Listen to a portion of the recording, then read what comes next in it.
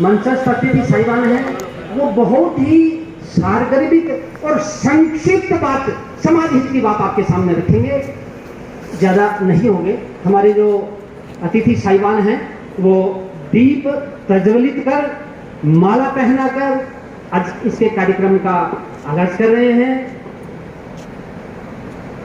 महात्मा फूले अमर रहे, अमर रहे। महात्मा फूले, सावित्रीबाई फूले, मां सावित्रीबाई फूले अमर रहे, अमर रहे। बालाजी महाराज की हम सभी किसान परिवार है। और हमारे जो इष्ट हैं, गार्ड साहब से मेरा निवेदन है, सीधी प्रतिमाओं के पास पधारे गार्ड साहब। हाँ, आपका इंतजार हो रहा है, पधारे, आप शामिल हो, हमारे अतिथि साहिबान में शामिल हो। आ जाओ।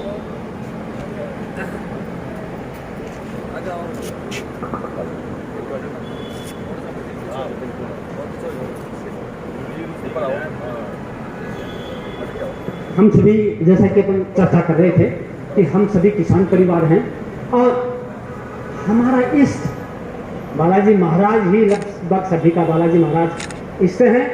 बाकी तो रामकंठ जी सैनी साहब उदयपुर से पधारे हैं, आपका स्वागत है, अभिनंदन है, कृपया मंच पर पधारें। आप अभी भी सेवानिवृत्त हुए हैं। जगदीश जी बागड़ी पधारे हैं क्या? जगदीश जी बागड़ी शायद पहुंचे नहीं हैं।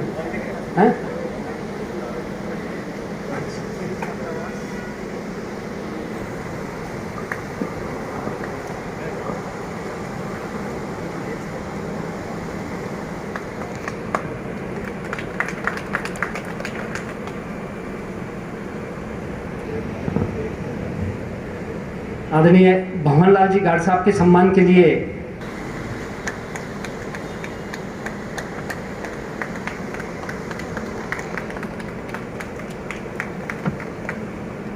संस्कृत कॉलेज के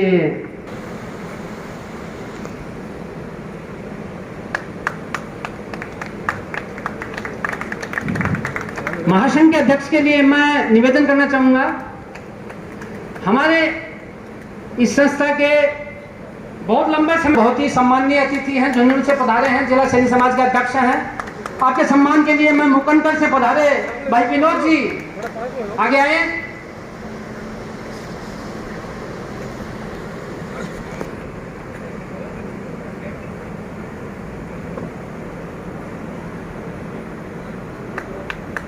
मैं आपसे निवेदन ये करना चाह रहा था कि सम्मान का जो एक कार्यक्रम है केवल प्रतीकात्मक है, ज्यादा दिखावा नहीं कर।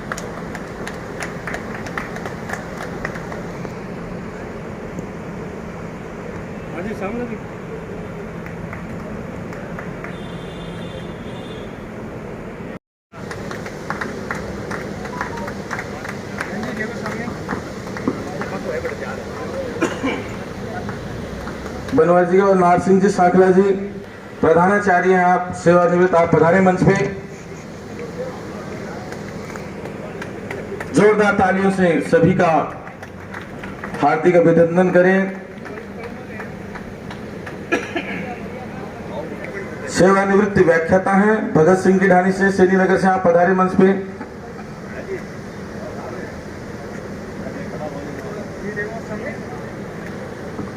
देखिए, मैं नाम पुकार रहा हूं, यदि कोई हमारे अतिथि नहीं पधारे हैं तो उनके परिवार की जगह उनका कोई प्रतिनिधि हो तो आप पधारे मंच पे, उनका मोमेंट और सम्मान पत्र लें। आप श्री मोहनलाल, हाँ, साफ और माला पहन के रखें, आपसे निवेदन है हार्दिक।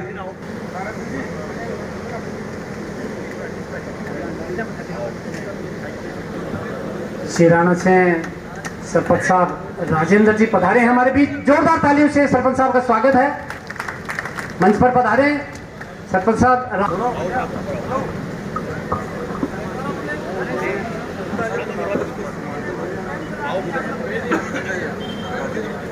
दिक्कत है तो चेयरमैन साहब आपका स्वागत है, ठीक है, दिक्कत है। हमारे बीच पधारे भूतलमल जी सरपंच साहब हैं, राजेंद्र जी हैं, उनका स्वागत अतिथियों के द्वारा। मोकारमल जी भगत सिंह की ढाणी से हैं, आप पधारे मंच पे।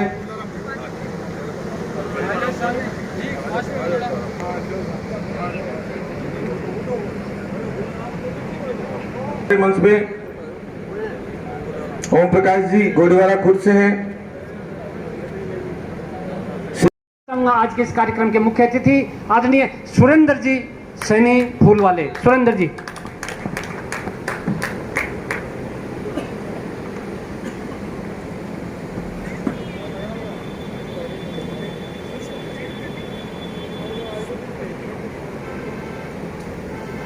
बोलो आज के इस सम्मान समारोह में हमारे बीच पहुंचे सिख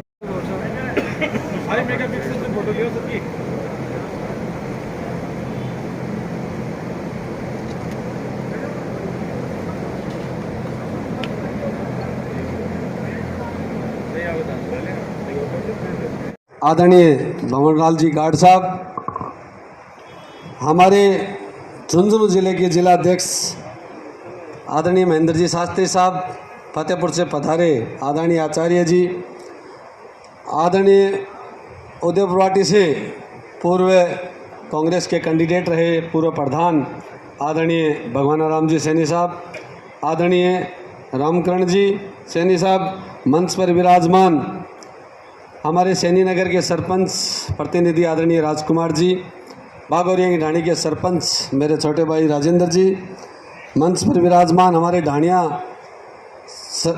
के पूर्व सरपंच रहे और वर्तमान सरपंच प्रतिनिधि आदरणीय सांवरमल जी, मंच पर विराजमान आदरणीय दीनदयाल जी और चिराना के पूर्व सरपंच रहे आदरणीय भुद्रमल जी, सभी मंचस्थ अतिथिगण, यहाँ उपस्थित सभी पितातुल्य बुजुर्गगण और इस कार्यक्रम की रूपरेखा बनाने वाले और इस अखिल भारतीय सैनी माली महासंघ के हमारे अध्यक्ष आदरणीय धूड़मल जी चिराना साहब, मंच का संचालन कर रहे आदरणीय राधेश्याम जी, यहाँ उपस्थित सभी पूर्व अध्यक्षगण, सैनी समाज संस्था की पूरी कार्यकारिणी, पूरी टीम, सभी पितातुल्य बुजुर्गों को मेरा नमस्कार प्रणाम। सबसे पहले तो मैं यहाँ सम्मानित होने वाले सभी मेरे बुजुर्गों को बहुत बहुत धन्यवाद देता हूँ और बहुत बहुत शुभकामनाएं देता हूँ कि आप लोगों ने समय निकाला और आप यहाँ पधारे। आप सबके उज्जवल भविष्य की कामना करता हूँ, आपके स्वस्थ और दीर्घायु जीवन की मैं कामना करता हूँ कि आप स्वस्थ रहें और दीर्घायु हो, आपका जीवन इसी प्रकार निरंतर आप आनंदित जीवन जीते रहें। और क्योंकि आज का ये कार्यक्रम करने का मुख्य उद्देश्य क्या है?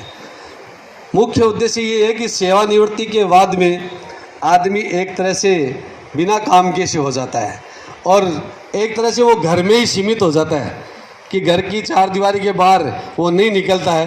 तो हम सब लोगों का यही एक मुख्य उद्देश्य था कि आप सब लोग यहाँ मंच पे आए, समाज की संस्था से आप जुड़े, एक दूसरे से आप लोग मिले, ताकि आप समाज में आप लोगों की सक्रिय भूमिका निभाएं। क्योंकि आपने 60 साल तक सरकारी सेवा कर दी और परिवार के लिए भी जो भी सेवानिवृत्त होता है लगभग वो परिवार की जिम्मेदारियों से मुक्त हो जाता है। तो लगभग लोगों ने अपने परिवार की जिम्मेदारियों से भी आप लोग मुक्त हो। तो मैं आपसे उम्मीद करता हूं कि आज समाज में आप सक्रिय भूमिका निभाएं, आप निष्क्रिय होकर घर नहीं बैठे, क्योंकि अगर आप सक्रिय रहेंगे तो निश्चित रूप से आपका स्वास्थ्य भी अच्छा रहेगा और आप समाज के बीच में समाज को भी आप अपने अनुभव का लाभ दे पाओगे। क्योंकि आज जैसा कि अभी प्रधान जी ने कहा कि सैनी समाज ने शिक्षा के क्षेत्र में निश्चित रूप से बहुत उन्नति की है। आज हमारा कोई भी युवा, कोई भी हमारा बच्चा, बेटा, बेटी कोई भी घर पे नहीं रहता है। शिक्षा के रूप में निश्चित रूप से आगे आने वाली पीढ़ी एक विकराल रूप लेके हम देखेंगे कि अगर सबसे ज़्यादा शिक्षित होने वाली अगर कोई कौम है तो वो सैनी समाज का युवा होगा। तो शिक्षा के क्षेत्र में आप लोगों ने बहुत उन्नति की है। हमारे बुजुर्ग आप सब लोग, इसमें आप लोगों की जागृति काम आई है। और लेकिन शिक्षा के साथ साथ हमारे समाज में आर्थिक स्थितियां भी हम लोगों को देखनी है। समाज में जो विषमताएं हैं, जो कुरीतियां हैं, उन चीज़ों को भी देखनी है। क्योंकि आज देखते हो कि समाज अगर किसी भी जाति की बात करें तो सबसे ज़्यादा मेहनत करने वाली कोई कौम अगर है तो वो सैनी समाज है, जो हर प्रकार का काम करता है, चाहे खाती का काम हो, लोहार का हो, सुनार का हो, दर्जी को, हर प्रकार का काम करने वाला अगर कोई काम करता है तो वो सैनी समाज का युवा करता है, सैनी समाज के लोग करते हैं। तो मैं तो कहता हूँ कि सबसे ज़्यादा अगर परिश्रमी कौम है तो वो सैनी समाज कौम है। लेकिन फिर भी उसके बावजूद भी ये बात सत्य है कि आर्थिक स्थितियां सैनी समाज की इतनी बहुत ज़्यादा अच्छी नहीं है, कुछ लोगों तक ही वो चीज़ें सीमित हैं।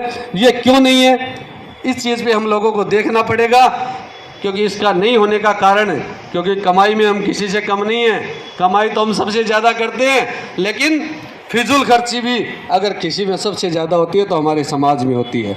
बहुत सी ऐसी चीज़ें हैं जिन चीज़ों को नहीं करना चाहिए लेकिन फिर भी करते हैं। मैं सार्वजनिक मंचों पे कहता हूँ, लोग कहते हैं यार आप ऐसे ही बोल देते हो, लेकिन मैं कहता हूँ कि आज किसी भी सैनी समाज का अगर गरीब से गरीब व्यक्ति भी है, उसकी अगर शादी होगी तो कम से कम 1500 से 2000 लोगों का खाना पड़ेगा, जो एक गलत परंपरा है, जो एक गलत परंपरा है। और आप किसी भी बाजार के किसी भी व्यक्ति को देखें तो 500 से ज़्यादा धनाढ़े से धनाढ़े व्यक्ति के यहाँ 500 व्यक्ति से ज़्यादा खाना नहीं बनता है।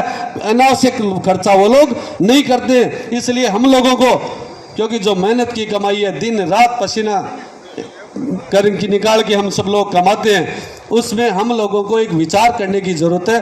क्योंकि शिक्षित होना तो एक अलग बात है, लेकिन उस शिक्षा को अपने जीवन में उतारना और आगे वाली पीढ़ियों के लिए उसको एक शिक्षा बनाना अपने आप में बहुत बड़ी चुनौती है। तो आप सभी, क्योंकि आप यहाँ आए हैं, वो सब जिम्मेदार व्यक्ति हैं, 60 साल से ऊपर के व्यक्ति हैं, आप परिवार के जिम्मेदार हैं। इसलिए परिवार में, क्योंकि हर व्यक्ति को परिवार से ही शुरुआत करनी पड़ेगी, तो हम सब लोगों को झूठी बातों में ना आके, झूठे दिखाव में ना आके, अपने ही परिवार से इन चीज़ों का हमें सुधार करना है कि फालतू का जो भी खर्चा है उसे हम कम करें और शिक्षा के ऊपर हम ज़्यादा से ज़्यादा खर्च करें, ताकि हमारे आगे आने वाली पीढ़ी एक हमारा नाम रोशन कर सके, हमारे आने वाली पीढ़ी को इतना पसीना नहीं बहा सके, वो भी उच्च पदों पे जा सके। तो आज हमारे बहुत से संस्थान हैं जहाँ हमारे बच्चों की पढ़ाई होती है। जोधपुर का संस्थान, क्योंकि सैनी समाज संस्था की जिम्मेदारी आप लोगों ने 2 साल से तीसरी बार भी मुझे दी है, तो मैं देखता हूं कि यहाँ के सैकड़ों युवा जोधपुर जाके पढ़ रहे हैं। तो हम लोगों को भी एक मंथन करने की जरूरत है, क्योंकि यहाँ का युवा वहाँ जाता है। इससे अच्छा हो कि हम सब लोग यहीं मिलके एक ऐसी संस्था का कायम करें, पूरे जिले की एक संस्था बनाए, ताकि दूसरे जिलों के युवा हमारे यहाँ पढ़ने आए और लोग हमारी भी चर्चा कर सके कि झुंझुनू जिले के अंदर भी एक ऐसी संस्था है, माड़ी समाज वहाँ एक ऐसी संस्था चलाता है जहाँ युवा पढ़ते हैं और नौकरी में भी खूब लगते हैं। मुझे गर्व होता है कि सैनी छात्रावास की जब से आप लोगों ने मुझे जिम्मेदारी